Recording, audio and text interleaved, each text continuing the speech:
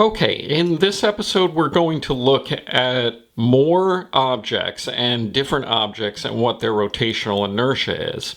So we'll start out with this one, a thin hoop, and this comes up a lot because this is basically a bicycle tire, and we can think of this as the axle of the bicycle tire. So it's rotating like that, and the question is, what's the moment of inertia? So if you think about it, we can just go back to our formula, which is the integral of r squared dm. And this radius r right here is constant. So that means we can pull it out. And then we're just integrating from 0 to r. And the integral of dm is m. So we end up with I equals mr squared. Now, that's the same formula as a point particle. But think about it. That should be the same as a point particle because that's all these are. These are point particles at a fixed radius r spinning around like that. It's sort of like you take those point particles and smear them out around the outside edge. So a point particle and a thin hoop are the same. They're both mr squared. And that would also be true for a thin-walled cylinder. So if we sort of stretch this out, r would also not be changing. But again, this is a hollow cylinder. Okay, so a point particle, a thin hoop, or a hollow cylinder, thin-walled cylinder, are all I equals mr squared. What is the moment of inertia of a solid disk? So this would be like a solid wheel spinning about its axis. So as this rolls, maybe rolls down a hill or something like that. And this is an integration that is beyond the level of this course. But I'm just going to show it to you real briefly. So basically we start out with a small ring, and we take that ring and we integrate it as if there's a ring here, and we integrate it out all the way out to the outside edge from 0 to r. And the thickness of this ring is dr, and the mass of this is dm. But we also know the mass and the total area. And if we divide those, we have this idea of density again. So that's why if you look down here, we do mass over area, and then we can say dm divided by dA is a constant. And that enables us to find the area, pi r squared. And then eventually you sort of work through all of this, substituting in area, dA 2 pi r dr, substituting that in, so that you can eventually get an expression for dm. So you do all this work to get a dm that you can sub in terms of dr, so that we can integrate on r.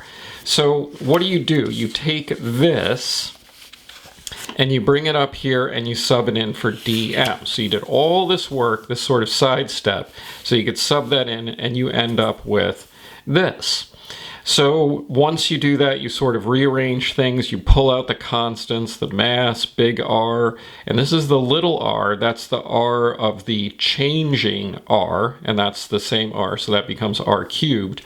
And then you can integrate on r cubed dr, and that gives you, add 1, divide by the new exponent, so r4 over 4. These are your constants. Do your interval from 0 to r, and all of this shakes out to become 1/2 mr squared. So what's important about this? The main thing that's important is that you know that a solid disk is 1/2 mr squared.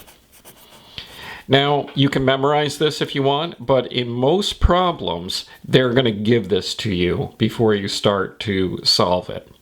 Okay, what are some other popular things that you need to know?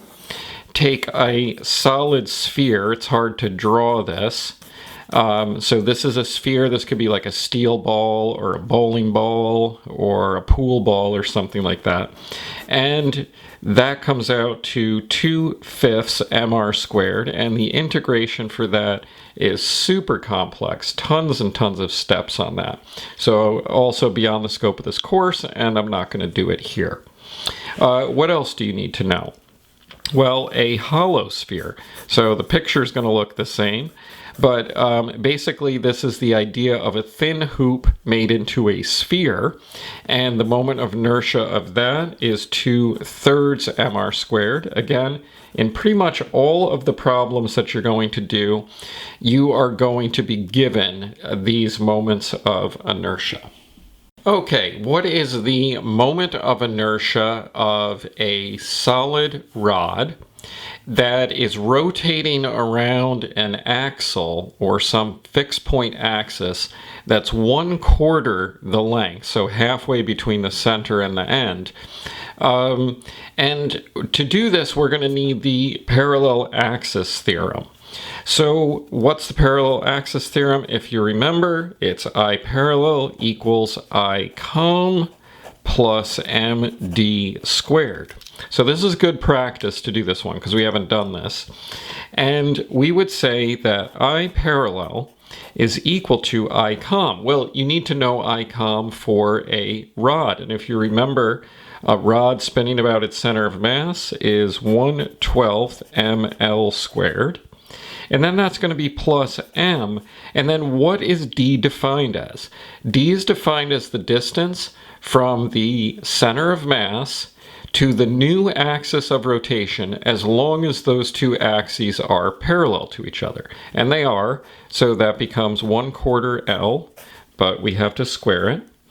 And that gives us I parallel is equal to 1/12 ml squared plus 1/16 ml squared, and we can factor out our 1/12 and our 1/16, and then do find our fractions, our common denominator, which comes out to 7/48 ml squared. So not super clean, but that's how you do that one.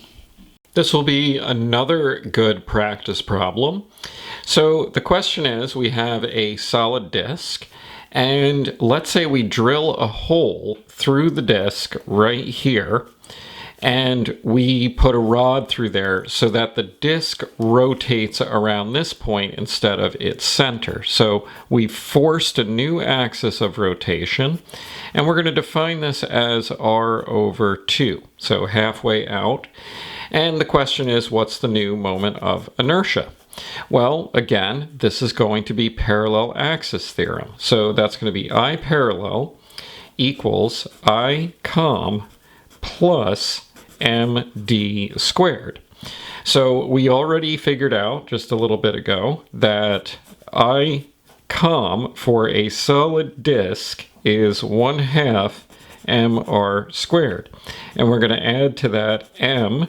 And what's our distance? What's our distance? D from the old axis of rotation to the new axis of rotation. That's r/2. And we have to square that. And so that's going to give us I parallel equals 1/2 mr squared plus 1/4 mr squared. And we find the common denominator, and that comes out to 3/4 mr squared.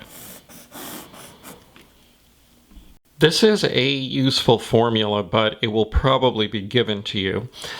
This is for a disk that has an opening in it, sort of like a roll of toilet paper.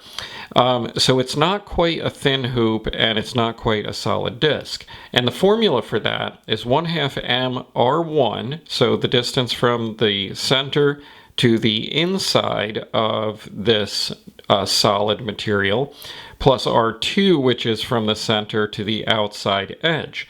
But in physics, it's often really useful to take things like formulas like this to their extremes. So let's say we have an object like this where this hole is very, very small. Well, in that case, we would have 1/2 m times r1 squared. Well, if this is really tiny, that starts to approach 0, plus r2, which becomes the radius of the entire thing out to the outside edge. So what is that? 1/2 m with the full radius? That just becomes 1/2 mr squared. And what is that? That's a solid disk. So it's sort of a way to be able to show that 1/2 mr squared is the moment of inertia of a solid disk. And we could do the same thing for this hoop here.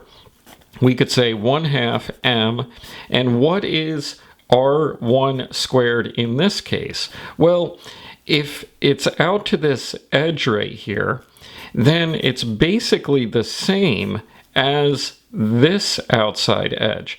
So r1 and r2 have approached each other, which makes that 2r squared. So we have 1/2 m 2r squared, because those r's are basically the same, which gives us mr squared.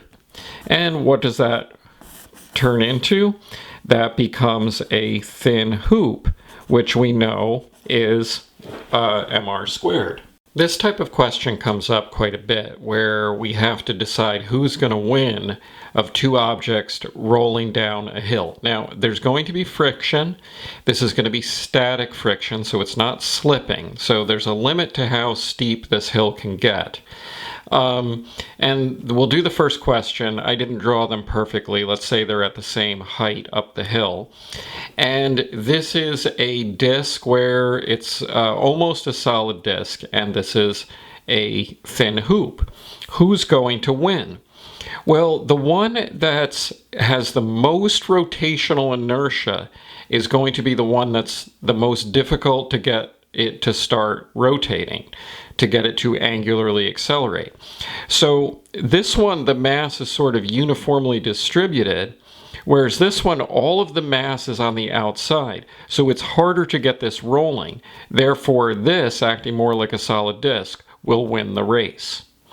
So what about when we have two objects that are different lengths, but everything else is the same? Well, length never came up in our formulas, therefore that's not going to affect it. So length has no effect on the rotational inertia. But what about something like this, where we have a small hoop and a large hoop? Which one's going to win? Well, the forces that are going to be acting on this, we're going to have a frictional force acting this way. And if we choose this point to be our point of rotation, so that this disk is rotating around that, then we know that we have a component that is perpendicular to that radius, mg sine theta. So that right there is going to be our r cross mg sine theta. That's our F. And we know that I, if it's a hoop, that's going to be mr squared. And we also know from A equals ralpha, r alpha, that we can rearrange that and say alpha is equal to A over R, and just put in our A over R here. And what we'll do is we'll have an R cancel with that R, this R cancel with that R, so the R's are gone, and the M's will cancel, and we'll be left with A is equal to G sine theta. Now, why is this significant? Well, because there's no mass in the formula, and there's also no radius. So for two objects that are the same shape, like when we talk about hollow cylinders or thin hoops, the radius doesn't matter and the mass doesn't matter because the mass is evenly distributed to the outside. So finally, who's going to win a race between all of these? So we have a solid sphere, a solid disk, a hollow sphere, and a hoop. And the answer, I put them in order, is second, third, fourth. But we can see why, because look at the moments of inertia. A solid sphere is 2/5 mr squared. A solid disk is 1/2 a hollow sphere is 2/3, and a hoop is mr squared. So these are going in the order of how the mass is distributed.